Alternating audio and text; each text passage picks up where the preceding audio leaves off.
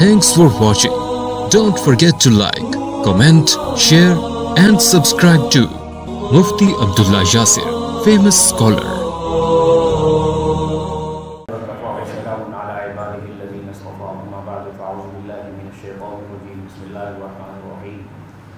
ألا إن أولياء الله لا خوف عليهم ولا هم يحزنون الذين آمنوا وكانوا يتقون صدق الله العظيم.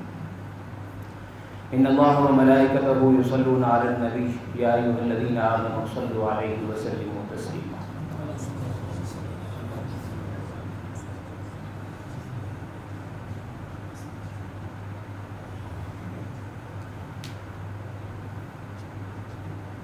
اللهم صل وسلم وبارك على سيدنا ونبينا وشفيعنا وحبيبنا ومولانا محمد وعلى آله وصحبه وسلم تسليما. وصل كذلك على جميع الأنبياء والمرسلين وعلى الملائكة المقربين وعلى عباد الله الصالحين وعلينا معهم برحمتك يا أرحم الراحمين. سبحانك لا علم لنا إلا ما علمتنا إنك أنت العليم الحكيم. رب زدني علما رب زدني علما رب زدني علما ولا تزغ قلبي ولساني بعد إذ هديتني وهب لي من لدنك رحمة وهب لنا من لدنك رحمة إنك أنت الوهاب. أما بعد. گزشتہ جمعہ میں یہ بات آئی تھی کہ اللہ سبحانہ و تعالیٰ اپنے بندوں کے بارے میں فرما رہے ہیں کہ انہیں ہم پر اعتماد ہوتا ہے، ان کی زندگی میں توکل کا رنگ غالب ہوتا ہے، حتیٰ کہ کتنے بھی مشکل حالات کیوں نہ آ جائیں وہ اللہ تعالیٰ ہی پر ان کا اعتماد برقرار رہتا ہے. خود پیغمبر دو عالم صلی اللہ علیہ وسلم جو اولیاء اللہ کے بھی سردار، سب نبیوں کے بھی سردار، سب صدیقین کے سردار، سب شہداء کے سردار، خاتم الانبیاء والمرسلین صلی اللہ علیہ وسلم کے اپنی بے خوفی کا حالت یہ تھی کہ جناب رسول اکرم صلی اللہ علیہ وسلم ایک دفعہ غزوے سے واپسی پر تشریف لا رہے تھے، راستے میں لشکر تھک گیا اور ایک جگہ پڑاؤ کیا. وہاں پر جھاڑیاں نہیں تھیں، دھوپ کا وقت تھا، تو سائے کے لیے صحابہ بکھر گئے کہ سایہ تلاش کرنے کے لیے جہاں جہاں جھاڑیاں ملیں صحابہ وہاں منتشر ہو گئے. اور سید الکونین صلی اللہ علیہ وسلم بھی ایک درخت کے نیچے، ایک جھاڑی کے نیچے آرام فرما ہیں کہ اچانک ایک کافروں کا فرد نکلا اور اس نے دیکھا کہ آج محمد تنہا ہیں صلی اللہ علیہ وسلم، آج بہترین موقع ہے حملہ کر دیا جائے. تو رسول اکرم صلی اللہ علیہ وسلم نے اپنے جان نثاروں کو بھی کہا آج سو جاؤ، تھکے ہوئے ہو. تو سب سو گئے اور ادھر جناب وہ غورس نامی شخص آیا اور اس نے قریب آ کر جناب تلوار نکالی، تلوار کی نوک کو محمد کی شہرت پہ رکھ دیا صلی اللہ علیہ وسلم کو. کہنے لگا اٹھا کر من یمنعک منی یا محمد، اے محمد بڑے تو دعوے کرتا ہے کہ اللہ حفیظ ہے، اللہ سلام ہے، اللہ مومن ہے، اللہ مہیمن ہے، اللہ عزیز ہے، اللہ جبار ہے، اللہ جانتا ہے کیسے حفاظت کرنی ہے، بتا آج کون بچائے گا. چنانچہ رسول اکرم صلی اللہ علیہ وسلم نے اسی وقت میں ہلکا سا تبسم لیا، فرمایا کہ آج بھی وہی اللہ بچائے گا. بس جیسے اللہ کہا، رسول اللہ صلی اللہ علیہ وسلم کی زبان اقدس سے لفظ اللہ کا نکلنا تھا کہ ایک کرنٹ نکلا اور اس نے اس کے پورے بازو پر فالج کر دیا اور بازو اس کا ایسے گرا جیسے مردہ گرتا ہے زمین پر، اور تلوار گری اور آپ علیہ السلام بڑے ٹھہراؤ کے ساتھ اٹھے اور آپ نے تلوار پکڑی اور فرمایا کہ اب تو بھی اس سوال کا جواب دے دے کہ تجھے کون بچائے گا. وہ کہنے لگا کہ میں نے تو آپ کی جو ہسٹری پڑھی ہوئی ہے، یہ میں نے جو جرت کی تھی، بے باکی کی، جسارت کی، ذہن میں یہی تھا، میں پکڑا گیا، آپ نے مجھے معاف کر دیا. تو میں تو اس نیت سے آیا تھا، باقی آپ بہترین پکڑنے والے بھی ہیں، چھوڑنے والے بھی ہیں. تو آپ علیہ السلام نے آفر کی کلمہ پڑھ لو چھوڑ دے. تو کہنے لگا کلمہ تو نہیں پڑھوں گا. تو آپ علیہ السلام نے پھر تحمل کے ساتھ پھر آپ نے اس کو بٹھایا، صحابہ کو بلایا، فرمایا کہ ذرا پوچھو تو صحیح اس کے ساتھ قصہ کیا ہوا. اس سے پوچھا، کہنے لگا جی میں آیا تھا، بڑی کامیابی کے ساتھ آیا، ہر قدم پہ میں بڑا شاداں فرحاں خوش تھا کہ آج میں قصہ ہی ختم کر دوں گا. لیکن یہ جو تھے، جیسے ہی میں نے شہرت پہ تلوار رکھی، ان کے لبوں سے وہ بول کیا نکلا، اس نے مجھے رول کے رکھ دیا، میرے اندر سے کرنٹ کو ختم کر دیا، روح کو نکال دیا اور میں بس ان کے قابو آ گیا. صحابہ کہنے لگے یا رسول اللہ اس کو قتل کیجئے.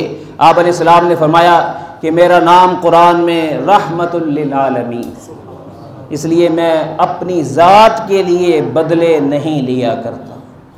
دوستو جس کی زندگی میں نا یہ صفت ہوگی نا، وہ قیامت کے روز حضور علیہ الصلوۃ والسلام کو جا کے بتا سکتا ہے کہ یا رسول اللہ میں نے آپ کی اس سنت کو زندہ کیا تھا جسے سب نے چھوڑ دیا تھا۔ تو پھر نبی علیہ السلام نے اس حدیث کے وہ فرمایا کہ جس نے میری اس سنت کو زندہ کیا جس کو لوگوں نے چھوڑ دیا تھا، فرمایا معاشر کے میدان میں بخشش بھی کراؤں گا اور شہداء والی جنت بھی دلا دوں گا، شہیدوں والی جنت دلا دوں گا کہ میری مردہ سنت کو زندہ کیا۔ ہر ایک غصے کا برا ہے، انتقام کا برا ہے، سامنے ماموں ہے، چچا ہے، بھابھی ہے، مامی ہے، چچی ہے، دوست ہے، عزیز ہے، پارٹنر ہے، معافی نہیں کرتے، مسلمان ہیں۔ اس لیے سبق لیجئے، درگزر کیجئے، کتنا ہی کسی نے زیادتیاں کیوں نہ کی ہوں۔ وجہ یہ ہے کہ تہجد کے سجدے کا مزہ اس سینے کو آیا کرتا ہے جس کا سینہ غصے سے صاف ہو، ہمیں ورنہ کبھی نماز کے سجدے کا مزہ نہیں آ سکتا۔ یہ جو ہم سجدے کرتے نا غصے والے، قیمت ہی نہیں پڑتی۔ تو اس لیے الا ان اولیاء اللہ لا خوف علیہم ولا هم يحزنون، وہ نہ انہیں جان کا اندیشہ، نہ انہیں اولاد کی بھوک کا اندیشہ، نہ انہیں فقر و فاقہ کا اندیشہ، نہ انہیں تنگ دستی کا اندیشہ۔ وہ کہتے ہیں اللہ ہے، بس جیسے بھی ہے، جیسے بھی ہمارے ساتھ اس کا رویہ ہے، احسان والا، فضل والا ہے، کرم والا ہے۔ اور صحابہ کی زندگی دیکھیے، براء ابن مالک رضی اللہ تعالیٰ عنہ، کتنی بے خوفی ہے۔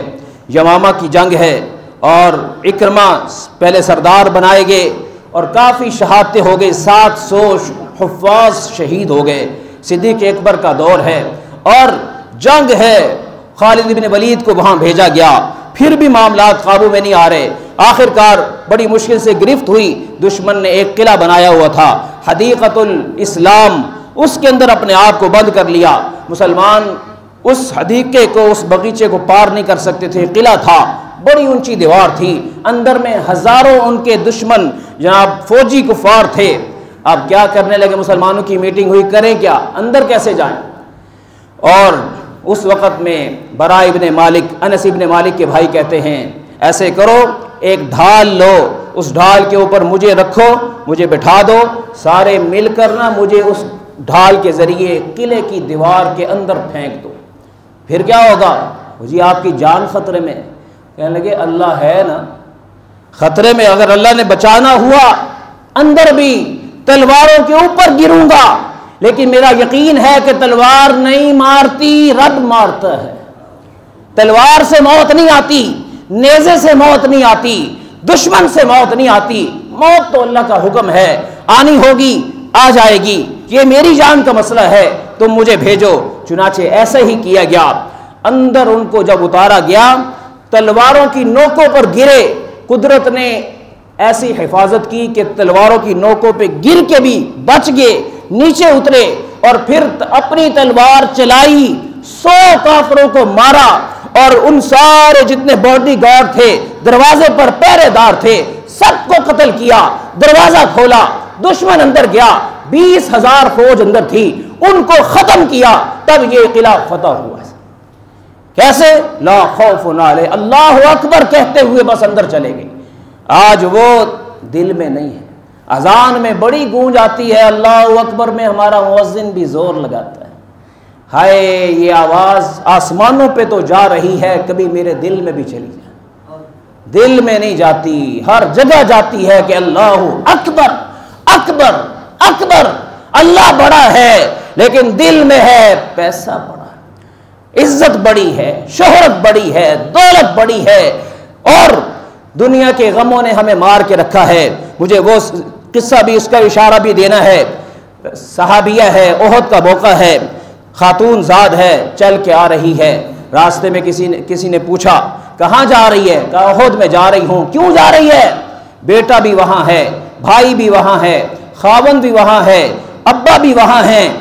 ایک آگے ملا، کہنے لگا نہیں نہیں، اس امید میں جا رہی ہے تو بھول جا، تیرا بیٹا میں نے ذبح ہوتے ہوئے، شہید ہوتے ہوئے دیکھا ہے۔ کہنے لگی مجھے آگے جانے دو۔ پھر بھائی کا پوچھا، وہ بھی شہید، باپ کا پوچھا، وہ بھی شہید، خاوند کا پوچھا، وہ بھی شہید، پھر بھی آگے جا رہی ہے۔ پوچھنے والے نے پوچھا تجھے کوئی ٹینشن نہیں ہے، تیرے سارے رشتہ دار شہید ہو گئے؟ کہنے لگی کہ نہیں یہ سب تو میں نے اس لیے مجھے پیارے تھے کہ یہ محمد کی حفاظت کیا کرتے تھے، محمد کی نگہداشت کرتے تھے، یہ ان کے غلام تھے، مجھے آقا کے بارے میں پوچھنا ہے کہ میرا سردار سلامت ہے کہ نہیں، میرا نبی سلامت ہے کہ نہیں۔ وہ آگے بڑھے اور آگے جا کر جب پتہ چلا کہ حضور سلامت ہیں تو اس نے وہیں ہاتھ اٹھائے اور دعا کی اور سجدے میں گر گئی۔ کہنے لگے یا اللہ میں یہ سجدہ شکر ادا کر رہی ہوں کہ تو نے میرے بیٹے، بھائی، خاوند سب کو قبول کر کے اپنے محمد کو بچا لیا۔ یہ قیمت ہے ایمان کی، یہ قیمت ہے اسلام کی۔ وَلَا هُمْ يَحْزَنُونَ، کوئی غم نہیں کہ پیچھے کی بنے گا۔ کیا زندگی، سب سلامت ہیں پھر بھی رو رہے ہیں، کاروبار بھی ہے رو رہے ہیں، تھوڑا ہے رو رہے ہیں، زیادہ ہے تو سنبھالا نہیں جا رہا رو رہے ہیں، ہر طرف رونا ہی رونا لگا۔ اسی طریقے سے دوستو ہر دور میں اللہ نے اپنے بندے رکھے جنہوں نے اپنے آپ کو زندگی میں اپنی جان کی بھی پرواہ نہیں کی، اپنے رشتہ داروں کی پرواہ نہیں کی، اپنی اولاد کی پرواہ نہیں کی، بس جان ہتھیلی پہ رکھ کر دین کا پیغام پہنچایا ہے۔ یہ یاد رکھیے یہ آخری امت ہے، اس میں اب نبیوں نے نہیں آنا، یہ آپ کا کام ہے زندگی میں کچھ ایسے فیصلے کریں جو خالص اللہ کے لیے، جس میں اسلام ہی اسلام ہو، جس میں دین ہی دین ہو، جس میں پیغام اسلام کو پرچار کرنے کا، اس کی اشاعت کا جذبہ ہو، اور کچھ نہ ہو۔ ہر چیز میں دنیا گھسی ہوئی ہے، یہ کروں گا تو یہ ملے گا، یہ کروں گا تو یہ ملے گا۔ یہ آج ہم جو کلمہ گو ہیں، کسی نے تو جان ہتھیلی پہ رکھی تھی۔ یہ جو 1947 میں 10 لاکھ افراد نے قربانیاں دی ہیں، ہم ان کا خون ہی بھول چکے ہیں۔ اور پیچھے جائیے، اچھا یہ پاکستان میں بنایا گیا 2 قومی نظریہ، اور اس سے پہلے 2 قومی نظریہ کیا تھا؟ ہندو الگ ہیں، مسلمان الگ ہیں، اسلام اور کفر ایک نہیں ہو سکتے، ایک پیج پہ نہیں ہو سکتے۔ ہر ایک کے پاس اسلام اپنی ہی جو ہے معاشرت رکھتا ہے، معیشت رکھتا ہے، ثقافت رکھتا ہے، تہذیب رکھتا ہے، تمدن رکھتا ہے، اپنی سیاست رکھتا ہے۔ لیکن کیا تھا کہ دوسری طرف وہ کہیں گے نہیں، تو محمد علی جناح قائد اعظم مرحوم نے اس کیس کو لڑا اور فتح حاصل کی۔ لیکن اس سے پہلے اگر آپ جائزہ لیں، جب 1000 سال اسلام کو گزرے تھے، اب تو 2020 چل رہا ہے، جب 1000 اسلام کو گزرا تھا، یعنی 1000 کی صدی چل رہی تھی، اس وقت میں جناب ایک بادشاہ گمراہ ہو گیا۔ اللہ کی شان ہے، جب بندہ دین میں مہارت پیدا نہیں کرتا نا، تو شیطان کے لیے یہ جو عام دیندار ہوتے ہیں نا، ان کو گمراہ کرنا اس کے لیے بائیں ہاتھ کا کھیل ہوتا ہے۔ ایک بادشاہ گزرا، بادشاہ ایسا تھا کہ 5 وقت کا نمازی تھا، بادشاہ ایسا تھا کبھی تہجد فوت نہیں ہوئی سالوں سال، بادشاہ ایسا تھا جناب مسجد کے امام جس کے پیچھے نماز پڑھتا تھا اس کے جوتے سیدھے کرتا تھا، ایسا بادشاہ تھا، مطلق العنان بادشاہ تھا۔ لیکن شیطان نے اپنا وار چلا دیا، اس نے ایسی جناب جو کابینہ تھی نا وہ اسلامی نہیں تھی، کابینہ میں بے دین لوگ بھی تھے، کابینہ میں جناب غیر مسلم لوگ بھی تھے، اور وہ بادشاہ ہندوستان کا تھا جس کو جلال الدین اکبر کہتے ہیں، جلال الدین اکبر بادشاہ۔ اور پھر کیا ہوا؟ سب سے پہلے اس کی آنکھ غیر محفوظ ہوئی کہ جب بادشاہت ملتی ہے تو سامنے حسن نظر آتا ہے، تو ہندوؤں میں حسن نظر آیا، ایک شادی وہاں کر لی، عیسائیوں میں حسن نظر آیا، ایک شادی وہاں کر لی، زرتشتوں میں حسن نظر آیا، ایک شادی وہاں کر لی، مختلف شادیاں رچائیں۔ نتیجہ کیا ہوا کہ جناب جب نظر بہک جاتی ہے نور ختم ہو جاتا ہے، دل کا نور جو فیصلے کرتا ہے کیا صحیح ہے کیا غلط ہے۔ آج بھی ہماری نظریں محفوظ نہیں، جس کی نظر محفوظ نہیں اس کی قبر پتہ نہیں کیسے محفوظ ہوگی۔ اس لیے نظر کی حفاظت سے دین کا آغاز ہوتا ہے، تو اس کی نظر محفوظ نہیں رہی، ایک غلطی کی، اگلی غلطی بھی اس کو کرنی پڑی کہ پھر یہ جو بیگمات آئیں ان کی ڈیمانڈیں پوری کرنے لگ گئی۔ ایک ڈیمانڈ کیا آئی کہ میں ہندو ہوں، میرے لیے مندر بناؤ۔ محل کے اندر مندر بن رہے، محل کے اندر گرجے بن رہے، اور جناب تنگ آ گیا کہ یہ کیا معاملات، مسلمانوں کو یہ چیزیں پسند نہیں۔ تو اس نے اپنی کابینہ سب سے پوچھا کہ میں چاہتا ہوں کہ یہ جھگڑے وگڑے ختم ہو جائیں، یہ 2 قومی نظریہ جو 6 قومی نظریہ ہے نا یہ نہیں ہونا چاہیے، سب کو ایک کرو تاکہ میری بیگمات بھی راضی ہو جائیں۔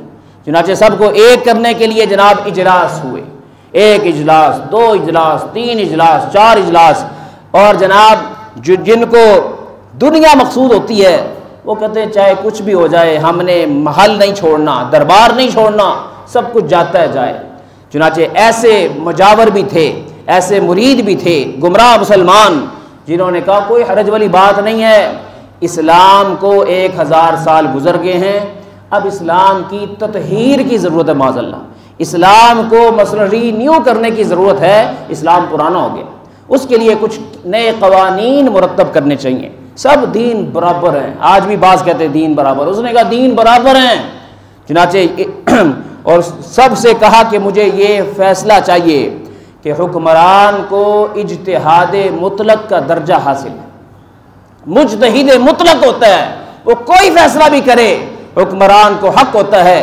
دلیل کے لیے قرآن کی آیت اطیعوا اللہ واطیعوا الرسول واولی الامر منکم، اللہ کی اطاعت کرو، رسول کی اطاعت کرو، جو حکومت والے اولی الامر ہیں ان کی اطاعت کرو۔ ظاہری معنی لے لیا، اس سے مراد تھا جو دین والے اولی الامر ہیں، لیکن اس نے ظاہری معنی لے کر سب کو قائل کیا اور یہ عہدہ حاصل کر لیا کہ میں مجتہد ہوں۔ آج بھی آپ نے سنا ہوگا کہ یہ جو علماء ہیں نا یہ تنگ دل ہے، اجتہاد نہیں کرتے، تو وہ اجتہاد کون سا چاہیے آج اس کی جھلکی دینے لگا ہوں۔ یہ اجتہاد سے مراد کیا تھا وہ پہلے ہو چکا ہے اس بر صغیر میں۔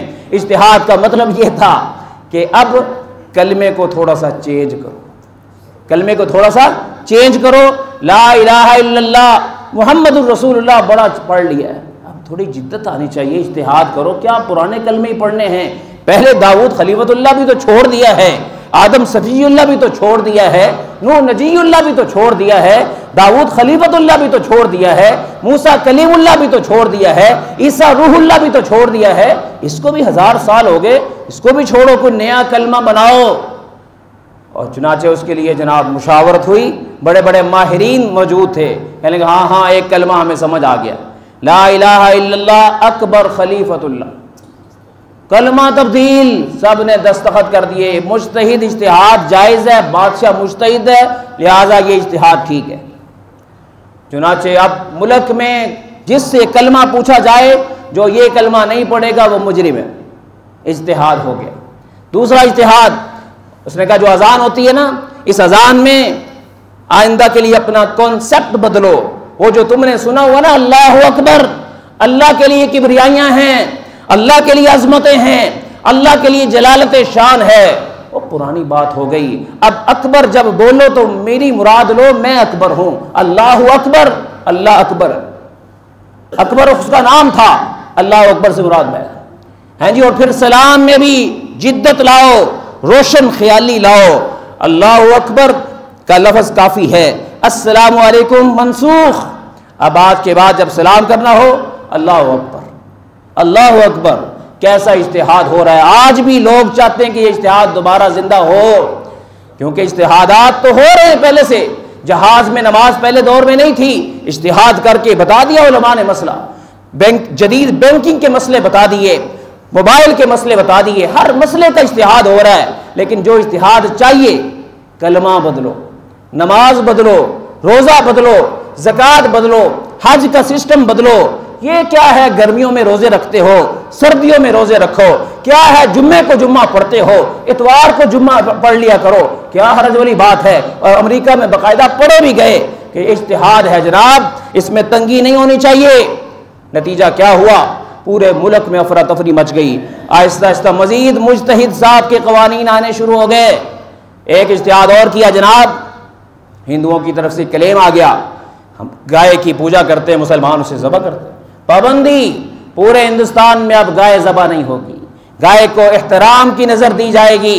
سورج جب نکلتا تھا اکبر بھی اس کی تعظیم کے لیے جھکتا تھا، فجر کی نماز گئی، ظہر گئی، سارے، اور پھر کیا تھا، مسجدیں، مندر، گرجا گھر، یہ سب ایک ہونے چاہیے، ایک ہی محل میں اس نے سب کچھ بنوایا، کبھی ادھر بھی جاتا تھا، کبھی ادھر بھی جاتا تھا، کبھی ادھر بھی جاتا تھا، سب کو راضی کیا، جوئے کی اجازت، سود کوئی حرام نہیں، کاروبار ہونا چاہیے، انٹرسٹ ہونا چاہیے، فائدہ ملنا چاہیے، یہ کیا 1000 سال تک قوانین چلتے رہے، ماضی کا حصہ بن گئے، اب سود حرام نہیں، جو چاہے جتنا چاہے سود لے اور دے، سب جائز ہے۔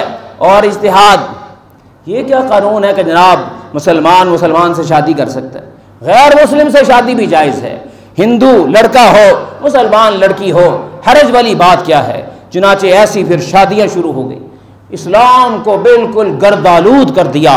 اور حالات ایسے تھے کہ اس دور میں جمہوریت نہیں تھی، میڈیا نہیں تھا، سوشل میڈیا نہیں تھا، آزادی رائے نہیں تھی، گفتگو کرنے کی اجازت نہیں تھی، پورے ملک میں ممبر و محراب پر کنٹرول تھا، کوئی ایک لفظ بھی نہیں بول سکتا تھا۔ ان حالات میں جناب اس حال میں اکبر کی موت واقع ہوئی ہے، اور اکبر کے بعد پھر جہانگیر اس کا وارث بنا، اس نے اسی کو پروموٹ کیا۔ اور پھر جہانگیر جس دور میں آیا، اس میں اتنے میں جناب ادھر جو ہے اللہ کی شان، یہ بادشاہ تھا۔ فتنوں کی اقسام ہوتی نا، ایک گھر سے فتنہ نکلے تو اس کی سر کوبی بھی مشکل ہوتی ہے، اور ایک محلے سے نکلے اس کے لیے اور طاقت درکار ہوتی ہے، اور ایک علاقے سے نکلے طاقت اور زیادہ درکار ہوتی ہے، ایک ضلع سے نکلے، ایک صوبے سے نکلے، ایک ملک سے نکلے، اور ادھر ہندوستان، پاکستان، سری لنکا، یہ سارے کے سارے ارد گرد کے ممالک، افغانستان، یہ سب بادشاہ ہے جناب اکبر، اور اس کا بیٹا جہانگیر آگے آیا ہے۔ یہاں سے فتنہ نکلا ہے، کون مقابلہ کرے؟ اللہ کا نظام ہے کہ اللہ نے ہر دور میں اپنے پیغمبر کی بھی حفاظت کی، اس کے نام کی بھی حفاظت کی، اس کے دین کی بھی حفاظت کی۔ نام کی حفاظت کی بات کروں کہ جناب انہوں نے پابندی لگائی کہ محمد نام منع ہے، اجتہاد، اب اکبر کا نام چلے گا نام کے ساتھ، اکبر فلاں، اکبر فلاں، اکبر فلاں، پابندی لگ گئی۔ اللہ تعالیٰ نے آج کے دور میں برطانوی میڈیا نے تحقیق کی کہ جناب دنیا میں ان ناموں کو چیک کرو جو سب سے زیادہ رکھے جاتے ہیں، تو جناب عجیب ریسرچ ہوئی کہ سب سے زیادہ لوگ دنیا میں محمد نام رکھتے ہیں۔ تو وَرَفَعْنَا لَكَ ذِكْرَكَ، اللہ نے جس کا نام بلند کرنا ہے اسے کون پست کر سکتا ہے؟ اس دور میں کوئی پست نہیں کر سکا، اس دور میں کیسے ہو سکتا تھا؟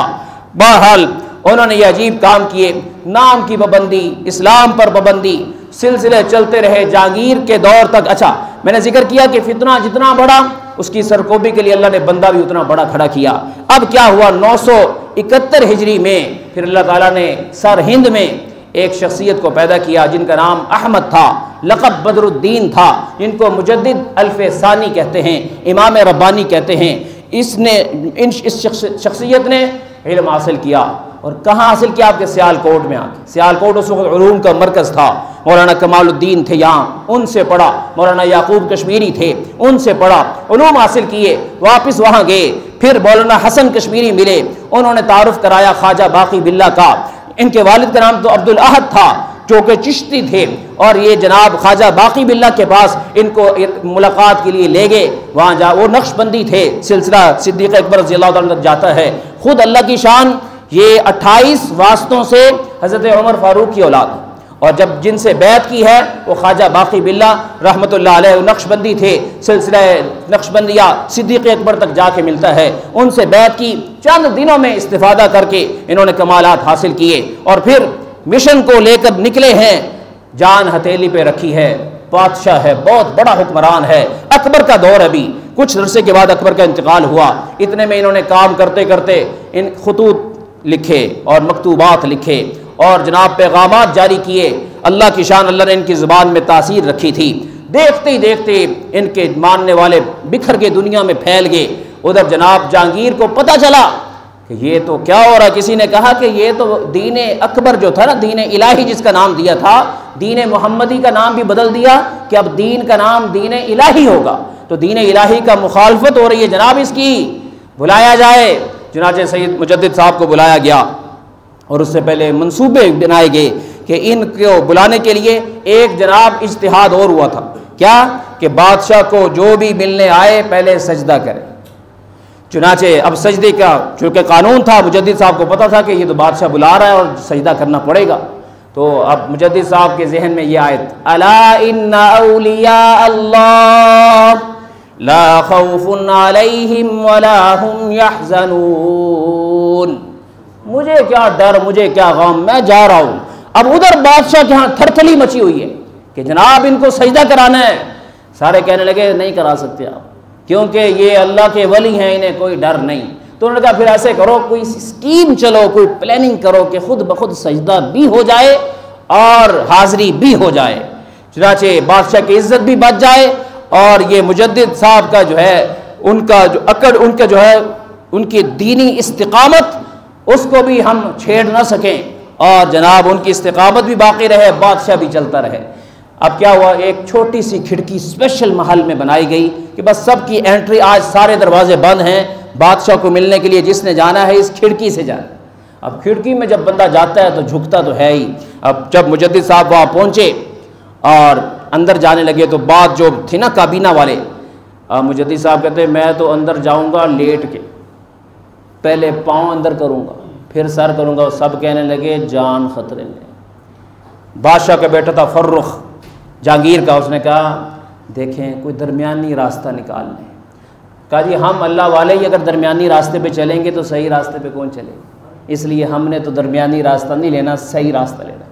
وہاں جو مفتی حضرات وہاں بیٹھے ہوئے تھے جو ماشاءاللہ ہر بادشاہ کو مل جاتے ہیں ایسے علماء، تو جناب کیا تھا ان سے مشورہ، انہوں نے آگے بڑھ کے کہا جی کہ ہم نے مسائل کی روشنی میں دیکھا جب جان خطرے میں ہو تو پھر آپ سجدہ تعظیمی کر لیں تو آپ کافر نہیں ہوتے۔ جب جان خطرے میں ہو، اس مسئلے میں بھی کوئی گنجائش نہیں، گنجائش ہے جب جان خطرے میں ہو۔ لیکن مجدد صاحب کہنے لگے جان خطرے میں ہوگی تمہاری، میری جان تو اللہ کے پاس محفوظ ہے، اس لیے مجھے کوئی خطرہ نہیں ہے۔ مجھے قرآن کی آیت میری کمر پہ دستک دے رہی ہے، تسلی دے رہی ہے، تھپکی دے رہی ہے کہ لا خوف علیہم ولا ہم یحزنون۔ چنانچہ پاؤں آگے کیے اور اکڑ کر پیچھے ہو کر اندر داخل ہوئے۔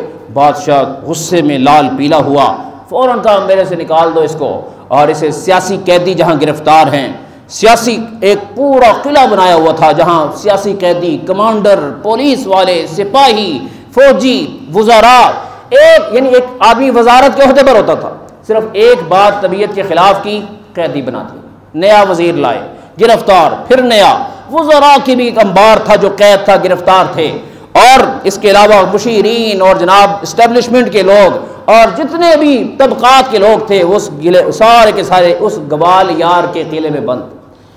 سید صاحب کو بھی اسی کھاتے میں ڈال دیا گیا۔ اللہ کی شان، سید صاحب مسکرائے، کہنے لگے آج لگتا ہے کہ اللہ تعالیٰ مجھے شان یوسفی دینا چاہتا ہے۔ وہ بھی جیل میں گئے تھے، وہ بھی جیل میں گئے تھے، تو مجھے بھی لگتا ہے کہ اب میرے لیے بہتر فیصلہ ہو رہا ہے۔ وَلَا هُمْ يَحْزَنُونَ، کہ ہون کی بنے گا، کوئی غم نہیں۔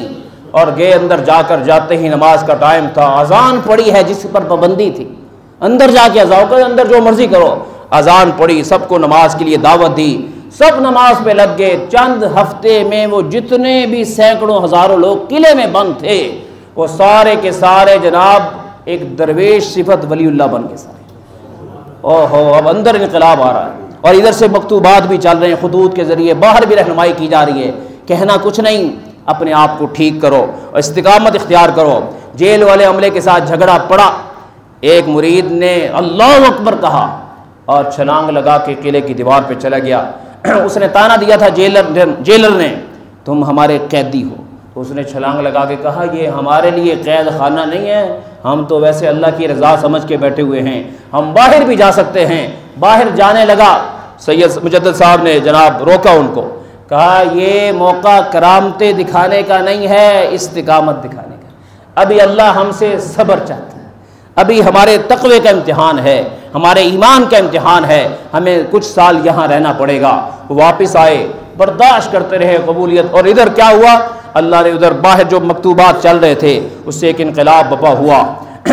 محابت خان لشکر لے کر جناب مسلمان جو ہے جہانگیر کے خلاف آیا، واضح طور پر اسے اللہ نے برتری دی، جہانگیر ہل گیا، یہ کیا معاملہ ہوا، اور اللہ کی شان جہانگیر کے کئی فوجی ہزاروں گرفتار ہو گئے۔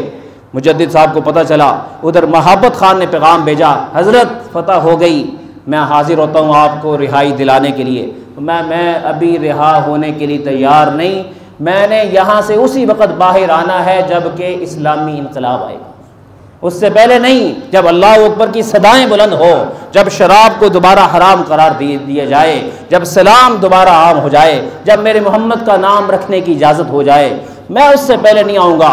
اور ان کا کیا کرنا ہے، کہا ان کو معاف کر دو، چھوڑ دو ان کو۔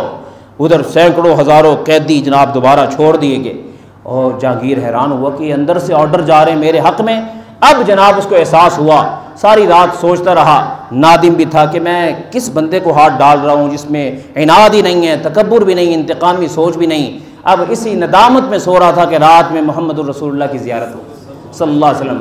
آپ علیہ السلام خفا جہانگیر نام کا تو مسلمان تھا، بے شک اجتہاد کے نام پر اس طرح چلا ہوا تھا، بڑا خوش ہوا، رسول اللہ کی زیارت ہوئی، لیکن آپ علیہ السلام کے چہرے پر